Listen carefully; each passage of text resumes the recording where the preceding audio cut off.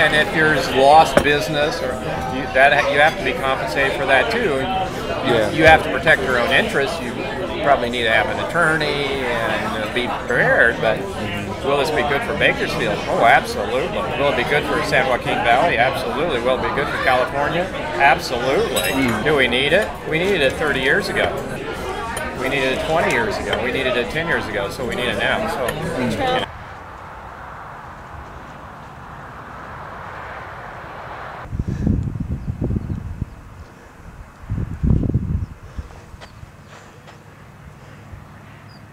How it would help the San Joaquin Valley is, one, it'll help get some of the passenger vehicles, not the trucks, off of 99.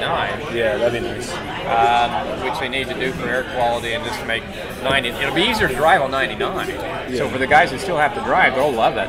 Oh yeah, you guys get off the road, because the road really was built for me, not for you. You know, that attitude.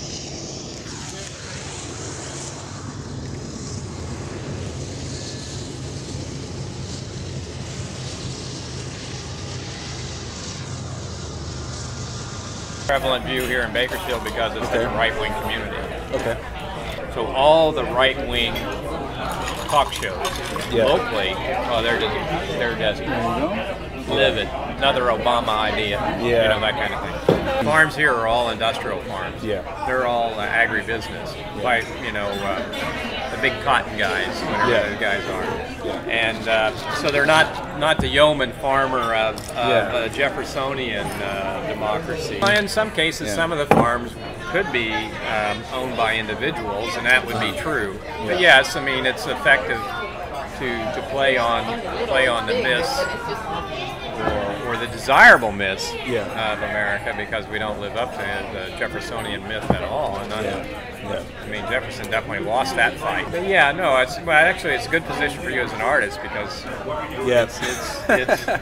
it's this conflict.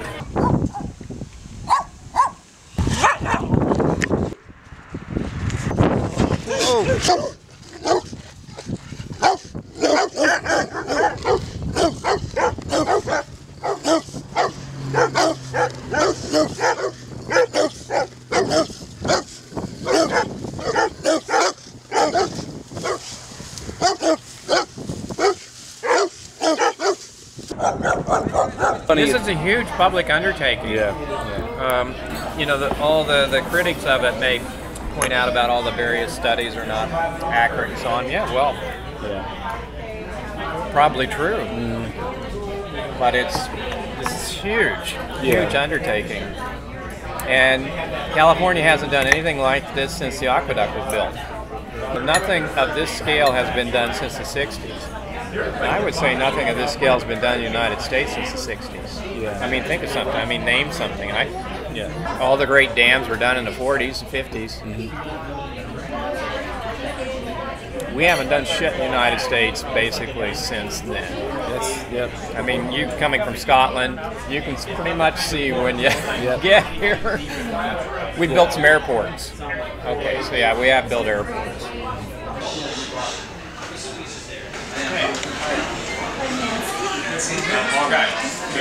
Well, don't cut my damn farm. And you know, okay, well that's a fair sentiment, but then in the end the political process has to say, well, I'm sorry, but we're going to have to cut your farm. So we can pay you for the piece we cut out, or we can pay you for the whole farm.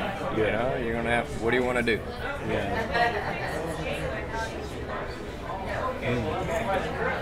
Most people are probably not aware.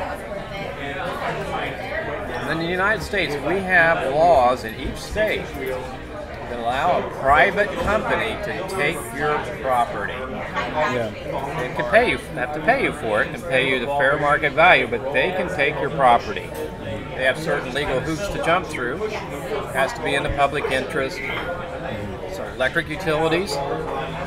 George Bush is a wealthy man because of this principle, because he and his buddies got the city of Arlington, Texas to condemn a bunch of land that people lived on, took their homes, kicked them out, and built a football stadium.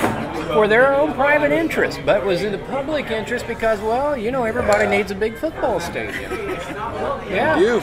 And then when he sold his rights into it, he made $14 million because when they bought him out, there was a form of political. Anyway, you know the whole story, so you know. Now that's the abuse of that power. But private companies have that power already in the United States, so I prefer that power be vested with a public agency. Sure. Like a highway department. Yeah.